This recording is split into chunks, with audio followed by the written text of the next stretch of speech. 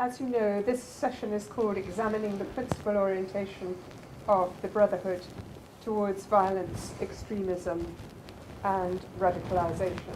And we've got three speakers. The third one is definitely on her way.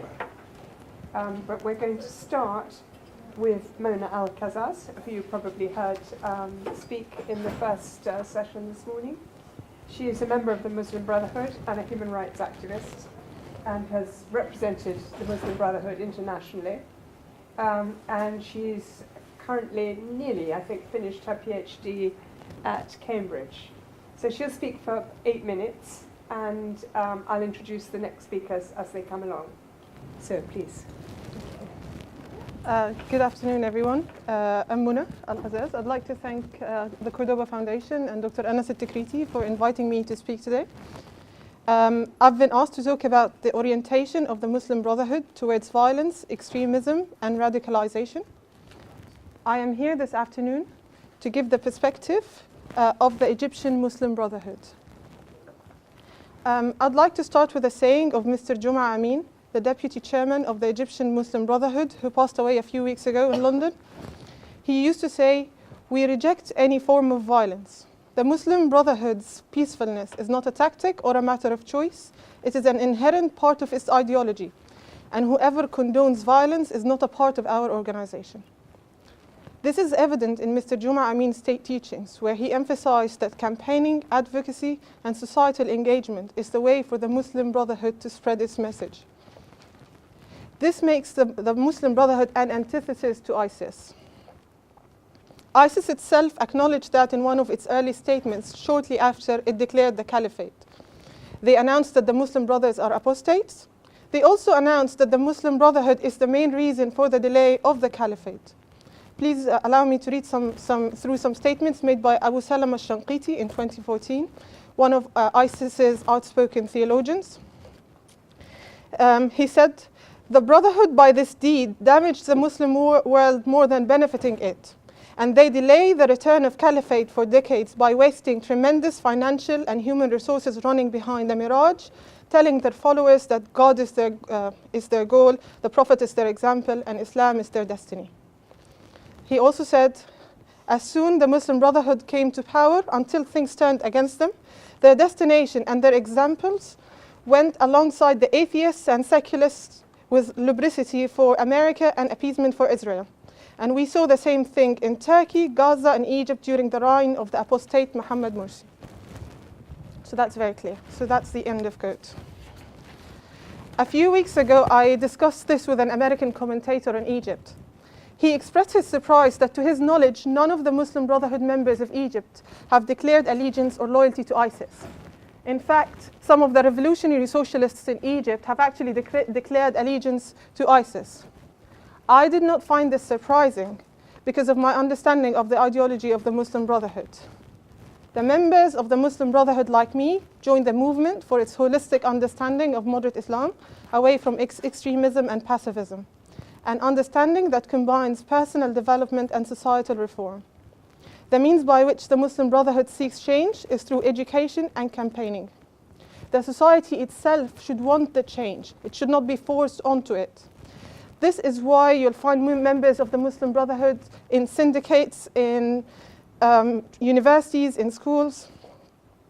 This peaceful bottom-up approach is what puts us in opposition to ISIS's top-down and violence approach. Given the gap between those positions, their declaration of the Muslim Brotherhood apostasy, while still unacceptable, can be understood. In Egypt, the Muslim Brotherhood demonstrated their commitment to democracy through the reform process that followed the 2011 revolution. They won elections fairly and squarely.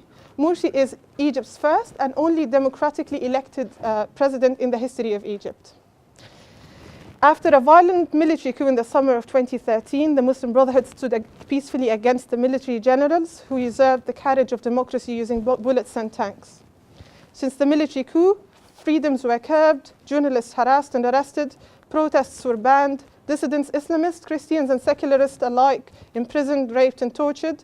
The worst massacres in Egypt's modern history were committed by the coup regime.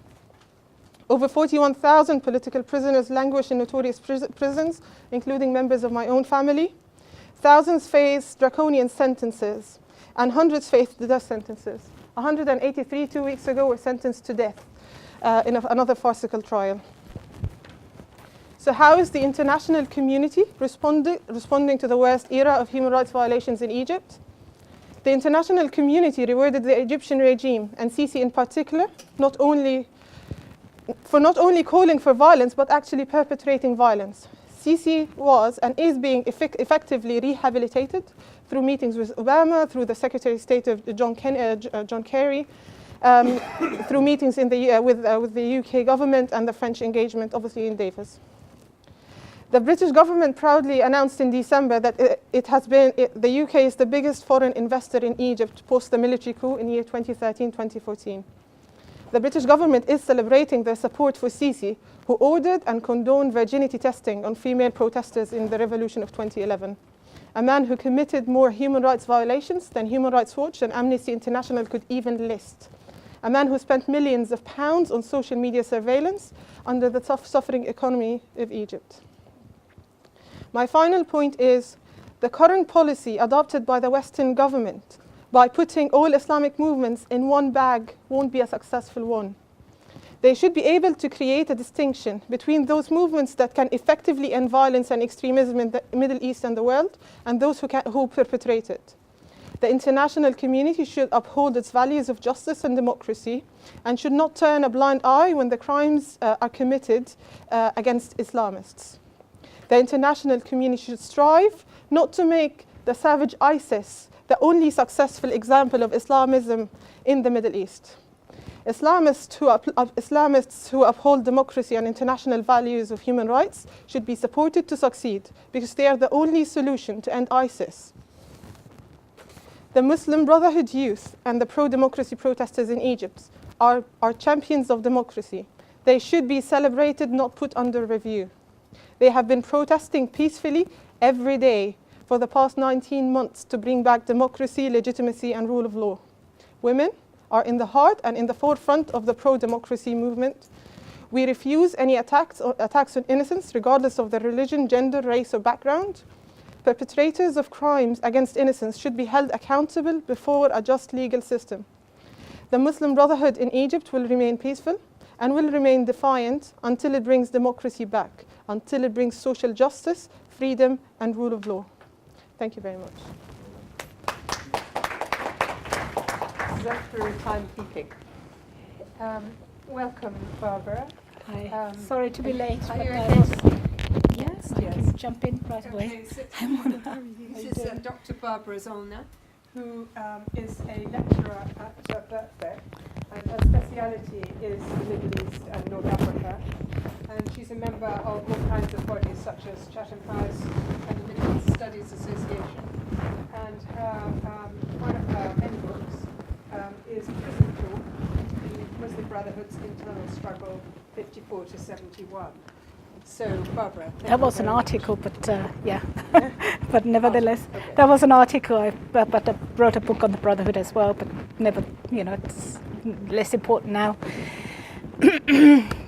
Thank you first, Mona, for your talk. And I know we met before. And what I'm doing differently from Mona is I'm not presenting the point of view of the Muslim Brotherhood. I wanted to make that very clear from the outset. But rather, I kind of want to throw an academic or research-led point of view into the arena.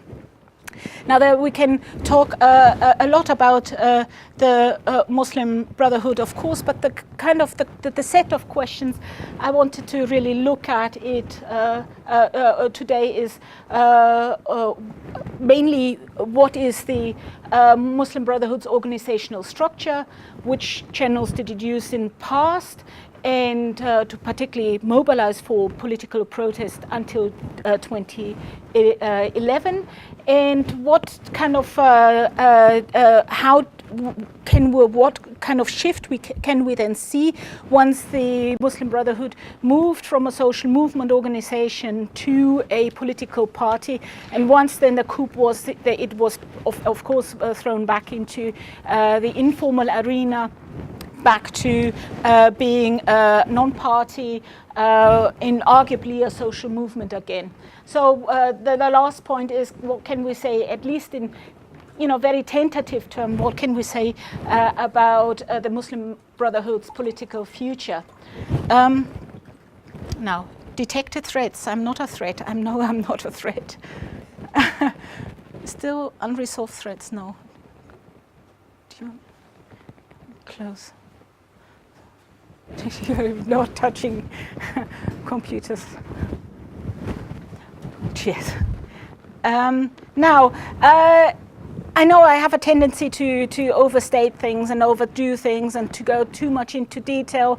Hence, I decided today to just throw the main points at you at the very beginning, so that you kind of know which direction I'm going, what I really wanted to argue. First of all, I wanted to say that the Muslim Brotherhood is facing a crisis at the moment, no doubt.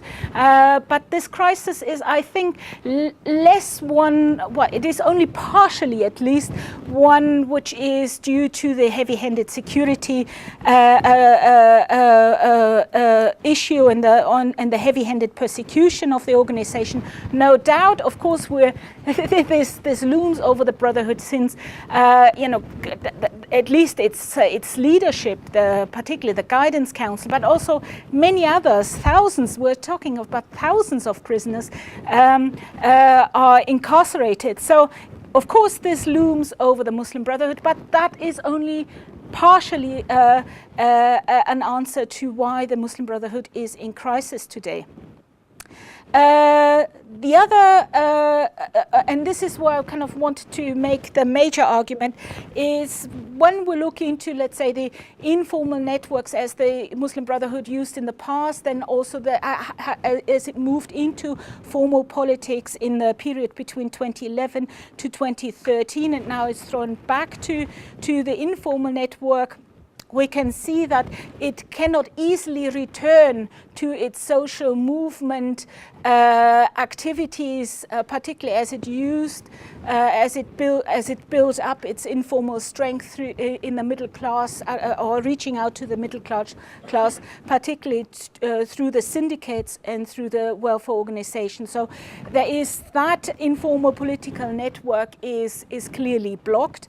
But apart from that, we also see that quite a number of particularly mid-ranking, lower-ranking younger people, for which are affiliated and clearly inspired by the idea of the Muslim Brotherhood overall. And we're talking here particularly, and I still very much agree with Mona, it is a moderate idea. I don't think that it is really a major threat towards moving into picking up violent political strategies.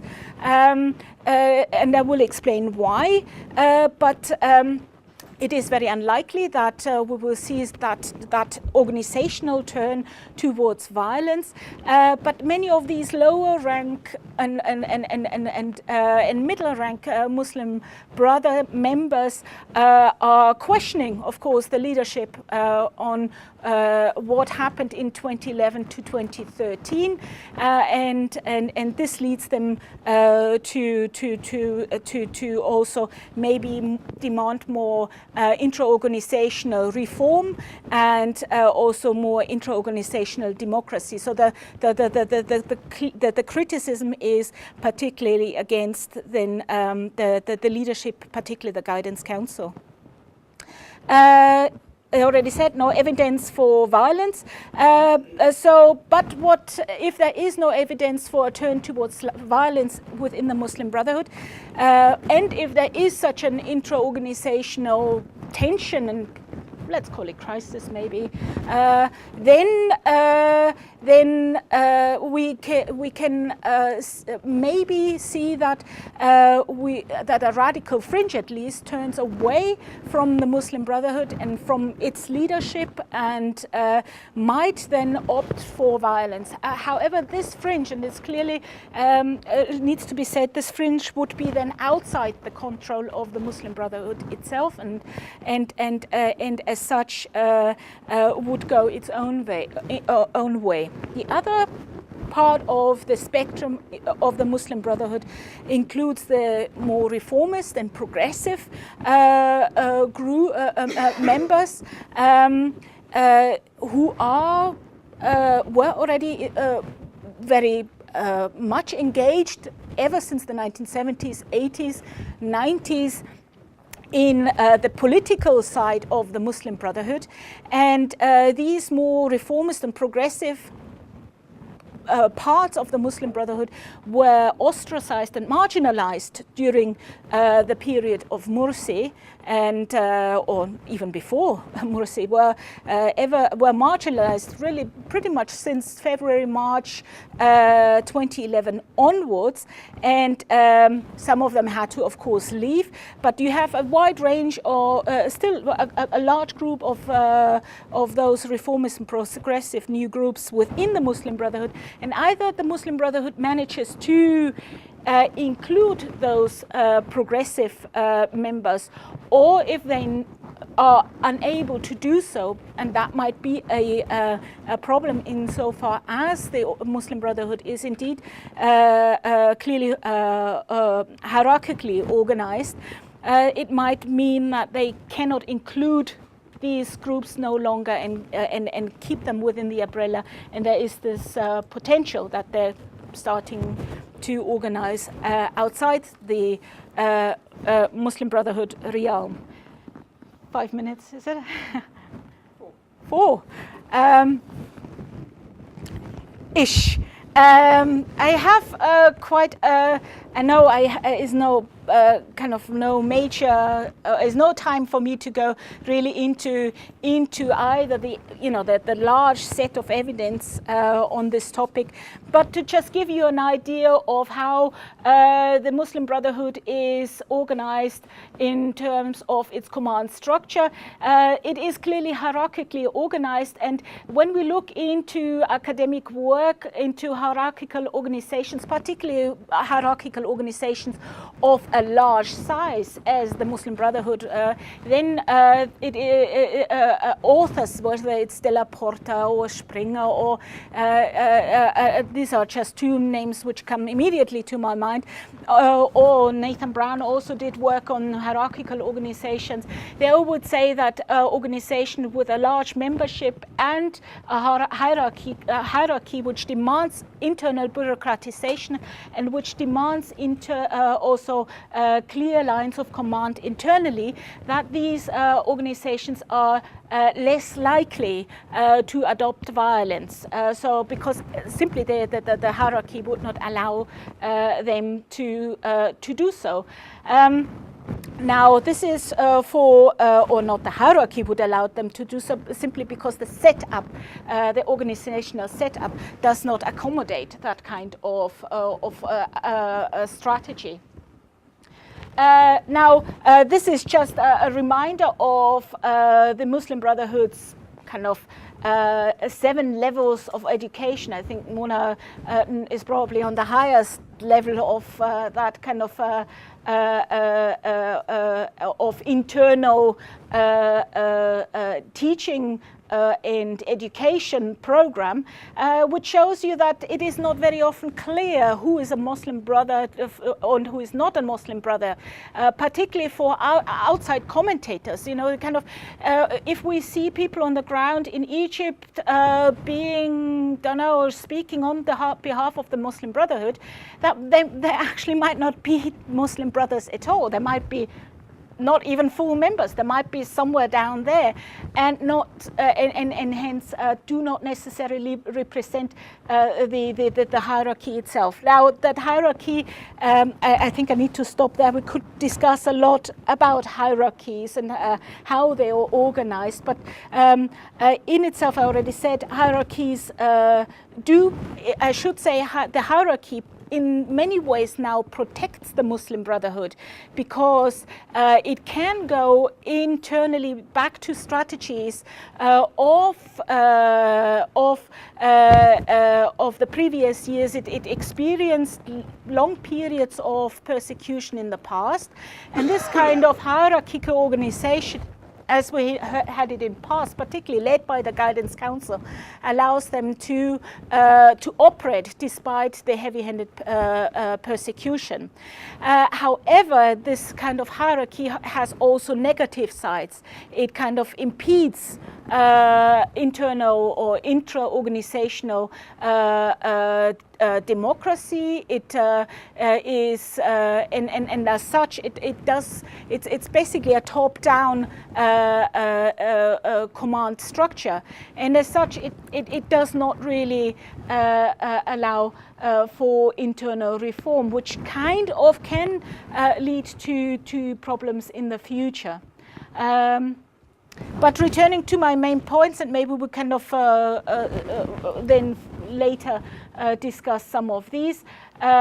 This is, I hope, at least some reference to the internal hierarchical organization gives you an idea that on the one hand, no, violence is unlikely to, that the Muslim Brotherhood is unlikely to adopt violence as a strategy in future. But on the other hand, it is also might be not flexible enough to accommodate reformist and progressive parts within its organization, and that is really the crisis the Muslim Brotherhood faces at the moment. Thank you very much, Barbara. It's such a wonderfully clear, laid out platform for Anas to go on to. Our third speaker, I hardly need to introduce him as he is our host of the day, and we all know that he's the founder of the Cordoba Foundation, who is our host. But I do also want to say a couple of things about him. He's a translator and interpreter by profession, not a very, very high academic-y level, but he's also a grassroots person because he's one of the leaders of the Stop the War campaign and was one of the key figures in the mighty mobilization that we had against the Iraq war. We had 2 million people on the streets, for those of you who weren't there. But he's also had a much less prominent but extremely important role as a behind-the-scenes negotiator for hostages, notably in Iraq in 2005, when he had some big successes with 13 people being freed. He was the founder and president of Muslim Association of Britain, and now he's the chair of MAB, and he was also one of the founders of BMI. So, Anas, over to you. Thank you, Victoria. Thank you very much. Bismillah. Assalamu alaikum. Peace be with you all. It's quite difficult coming at the back of both Muna speaking from within the Muslim Brotherhood, and then Barbara, whom I personally never tire of reading and learning about the Muslim Brotherhood.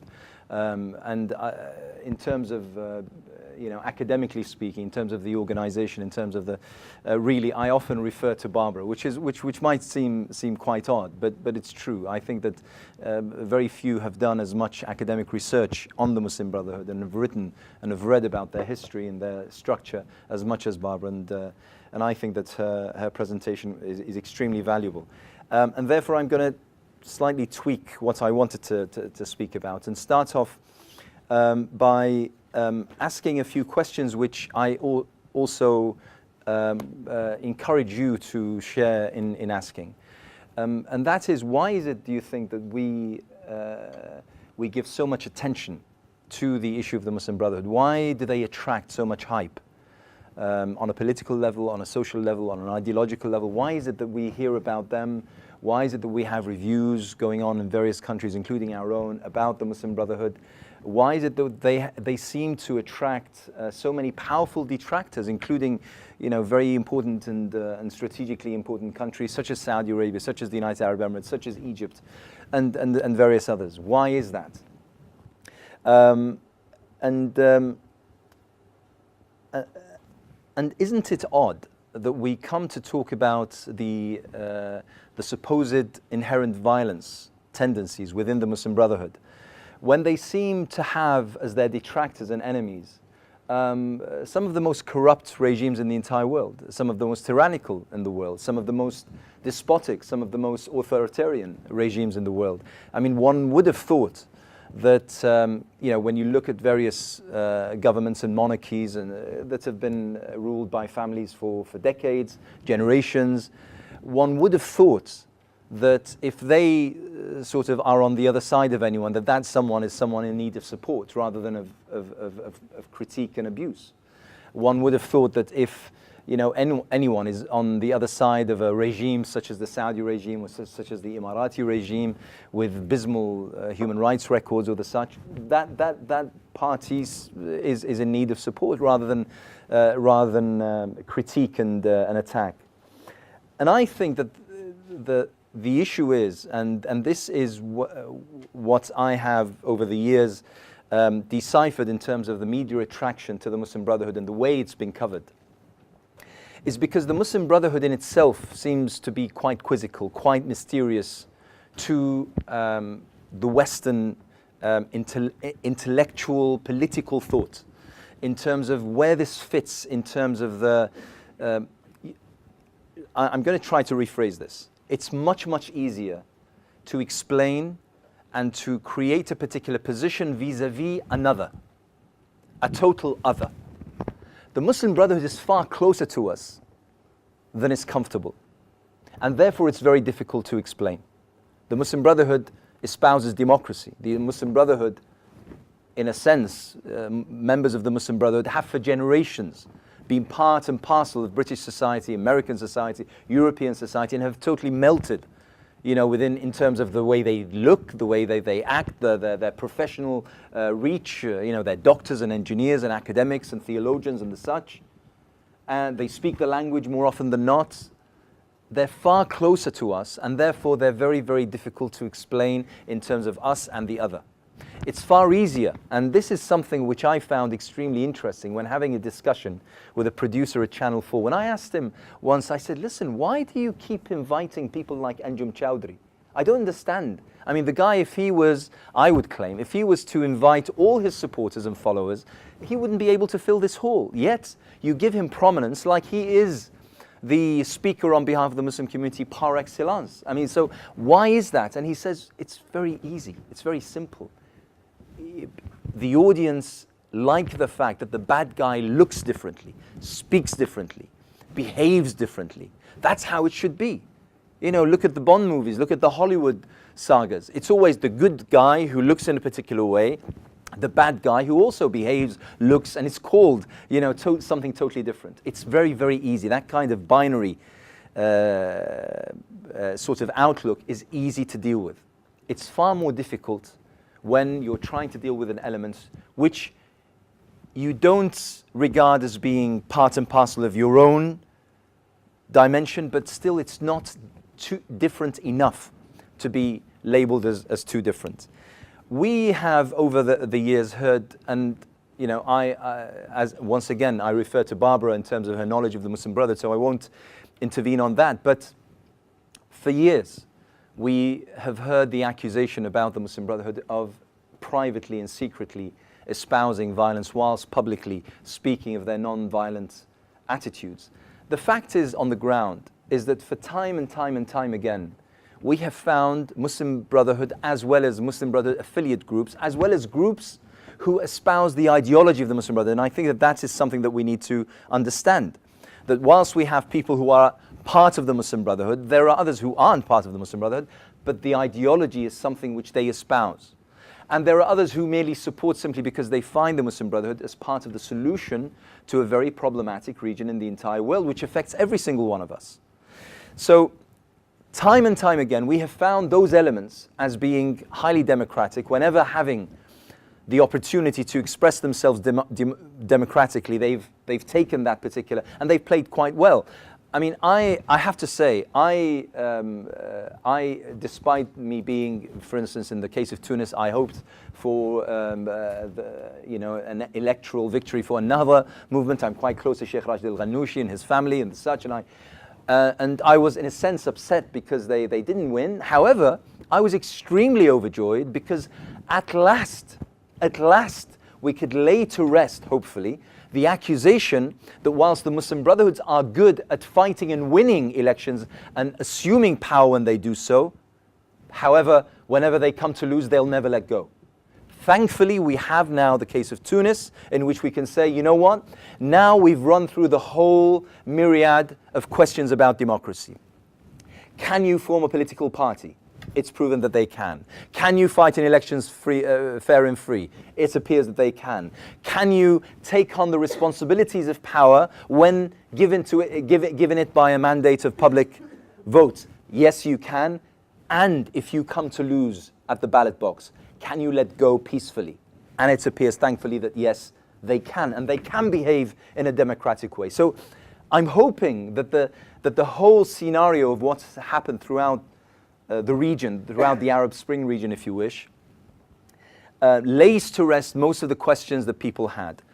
The accusation also that whilst the Muslim Brotherhood might itself as a core group might not espouse violence, yet it allows through its ideology the emergence of other groups that espouse violence. Now that itself is also quite interesting, because whenever I ask for examples, I'm given the example of, for instance, Ayman al-Zawahiri. Oh, Ayman al-Zawahiri, you know, he read for Sayyid Qutb. Okay, so there we go. That's the definitive evidence that the Muslim Brotherhood are they allow for the emergence of violence. But you know, Al-Qaeda even, oh well, they also emerged from the ideology of the Muslim Brotherhood. Even ISIS, the other day I read somewhere that they themselves, they had certain key figures who were previously in a former life also members of the former Muslim Brotherhood. However, isn't it telling that all those that we mention had to leave the Muslim Brotherhood in order to carry out their structures, the dynamics in which they thought that Islam should be manifested in life, i.e. extremism and violent extremism? Isn't that in itself interesting that in order for any one of the Muslim Brotherhood to exercise violence or to become violent, they had to actually leave the group or actually be disavowed by the group? So I think, and once again I come back and this is where I'm going to finish, I think we have to realize that we have a big, big responsibility. Whilst we shed the light on the Muslim Brotherhood and we demand of the Muslim Brotherhood to explain itself, I think it's also imperative that we also take a step back and say, well, hang on, let's look at ourselves in terms of how we are helping in the spread of violence and extremism around the world, and particularly in this particular region. Violence and listen, most people in the world, and we know this, most people in the world, as far apart as we are in terms of ideology and debate and the such, most people would not resort to violence. Most sensible people do not resort to violence. They do not resort to shedding blood, to beheading people, to killing haphazardly. Most people wouldn't do that. There are certain conditions that need to happen, that need to be present in order for such phenomena to be present, to become dominant. And we need to understand what those conditions are. And most of those conditions are a result of political cul-de-sacs, of lack of oxygen in terms of freedoms in regions whereby people lose any kind of hope in having a discussion and they resort to violence immediately. The case for Iraq, for instance, the social studies that have been done throughout, you know, various Arab societies such as Jordan, such as certain Gulf regions and the such, and that is the lack of political oxygen, of the freedom of expression, of the freedom of speech, of dignity. People's dignity has been rid by the presence of regimes of a particular sort, lead people easily through the doorways towards extremism. What role do we play in giving out the alternative, which is democracy? How democratic are we in truth? How real are, how true are we to our claim to being the bastions of human rights when it is found from time to time that actually we do engage in torture when it suits our interests? Okay, what does it say about us when, you know, we give one victim more worth than another victim, when, you know, both have been, you know, victimized unjustly, and so on and so forth? We have to look at our own narrative and how that feeds, and most importantly, our support of certain regimes that induce and apply such tyrannical policies on their own people that lead many of them to lose absolute any hope. And turn to extremism. I'll end with this. And I ask this question of several members of the review board that the Prime Minister set up. And I said to them, in truth, and this is off the record, and that's why I'm not naming names. They are quite prominent people who most of you will know. In truth, if given the choice, would you rather someone become a member of the Muslim Brotherhood or a member of ISIS? Would you rather that the dominant power in north of Iraq is ISIS or the Muslim Brotherhood? And finally, imagine this scenario. Imagine, and by the way, this was one scenario, although dismissed quite early on. This scenario was put to the leaders of the Muslim Brotherhood in Egypt. And that is, go and announce a press conference and say, you know what, as leaders of the Muslim Brotherhood, we would like to announce that we are no longer, there is no such thing as the Muslim Brotherhood. We're disbanding this whole idea. We're disbanding the organization. We have nothing to do with any one of you anymore. We're just going to go back home and we're just going to live our lives and we're just going to, nothing to do with the Muslim Brotherhood. And each and every one of you who regards themselves as members of the Muslim Brotherhood, go and choose your own way. What do you think will happen? The hundreds of thousands, possibly millions of people who don't have the likes of the Muslim Brotherhood to host them, where do you think they will go? Where do you think they will go? I'm telling you, we will build an army for the likes of ISIS. We will be recruiting for al-Qaeda and their ilk forever and a day. Thank you very much. That was terrific. Thanks so much. Thank you. They've all been wonderful, so thank you very much. We've got 10 minutes or so for questions. Can I just see a few shows of okay, well, we're two to start with, so let's take you first. Can you just identify yourself? Yes, my name is Nabil Hayy. Thank you very much, Dr. Anas. I like your talk very much. So you gave an example of Tunisia. I know him very well. This is a very good within this 3 years or 4 years. But I would like to ask you about the in Iraq Muslim Brotherhood, because it's more long since 2003 and now, and you see what happened to Sunnah, many things you know better than me. Thank you very much indeed. Why did you respond? Okay. It was so direct to you.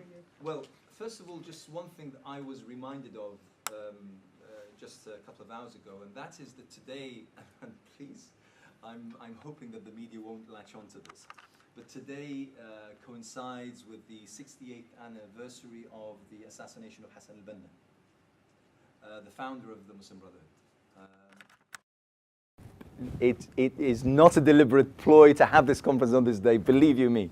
But anyway, now this is why this is quite important. And as you put it, the Muslim Brotherhood in Iraq have been in existence since the 1940s, early 50s. In fact, my father, who's here, joined the Muslim Brotherhood when he was a 13-year-old in Tikrit back in the 50s.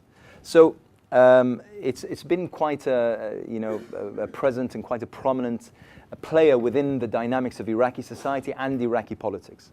Much maligned during the Ba'athist regime, as every political power was, and went through phases, ebbs and tides. Went into self isolation when they declared that they're suspending all efforts for something like 20-30 years, and they won't be working as an organization because of the oppression of the Ba'ath regime. And then the resurgence, such as many elements, Sunnis, Shias, secular and the like, in 2003. I still think that the Muslim Brotherhood have a very, very important role to play, but maybe not on the political side. I mean, the thing is that everything now in Iraq is political, unfortunately. Everything is politicized, and everyone is politicized.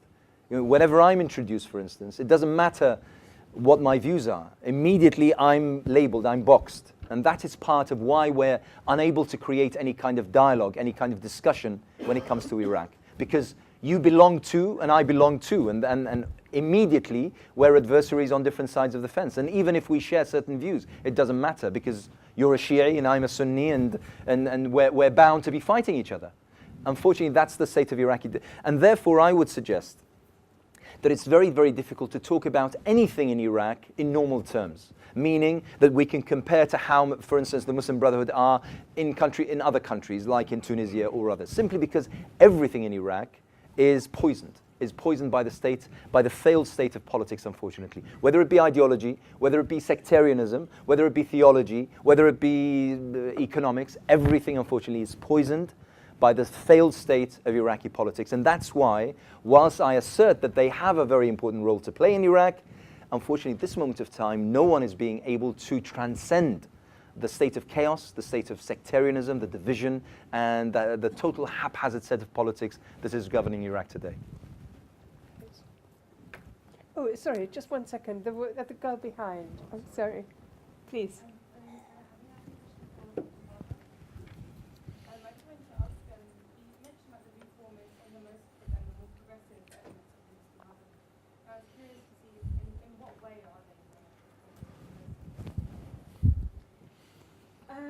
Many of, I think historically we need to go back to the 70s. So we have number of, they were called a younger generation starting out, well, we're talking now men who are now in the 50s and 60s, so I'm not really keen on talking about the younger generation any longer, but we're talking about people such as Abu Monem Abdul Fattah, who of course had to leave the Muslim Brotherhood in 2011. Isam al-Arayan also was a progressive. I think Isam al-Arayan in 2011 started to more get closer to the guidance council and actually gave sometimes up his progressive views.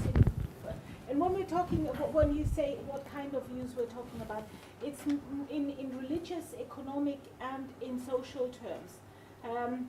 In economic terms, I think the Muslim Brotherhood, the conservative Muslim Brotherhood, particularly that of the Guidance Council, is inspired by the idea of social justice, but social justice more in the conservative terms as not a one social justice still hanging on to, let's say, free market in the capitalist system, and that people who are, let's say, at the bottom line or let's say the lower classes or the poor people, for example, that they're rather dependent on charity rather than being given a right in terms of a welfare system right. Whereas I think the more progressive ones wanted to clearly have the social idea of social justice also embedded into the social and economic policies. Crucially for the, however, in terms of politics, the conservative in 2011-2012, particularly the Guidance Council, wanted to keep the Freedom and Justice Party not as an independent party but as a lobby group, whereas the progressives wanted to really have a clear distinction between political party and the Muslim Brotherhood as a social movement.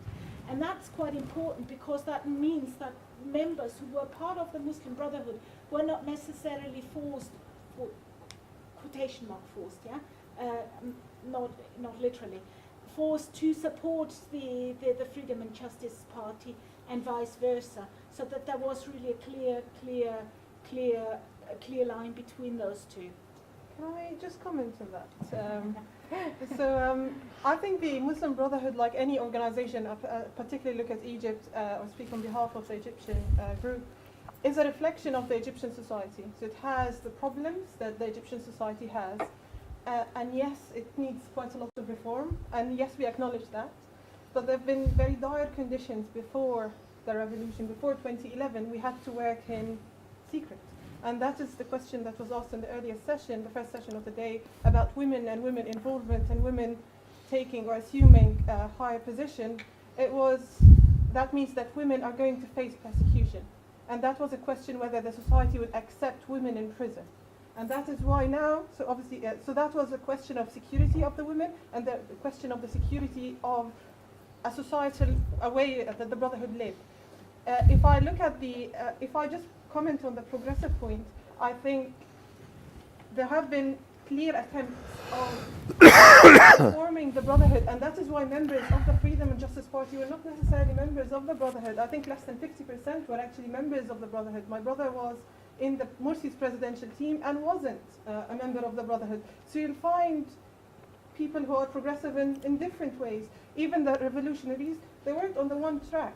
The revolutionaries after the revolution divided into over 80 different groups. And that is even within the Brotherhood.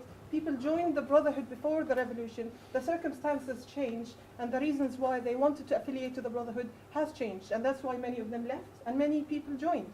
And that is what the status of the society was at the time. Okay, we won't go further down that route. Yes. Because we're running out of time, and you want to make your point. Thank you very much. Peter Mandeville, George Mason University. I have a question for my friend Anas.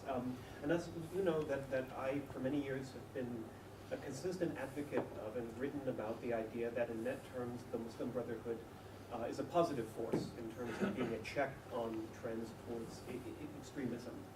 But I want to, for the sake of asking this question, shift into the mentality of some of my many professional colleagues in Washington, D.C.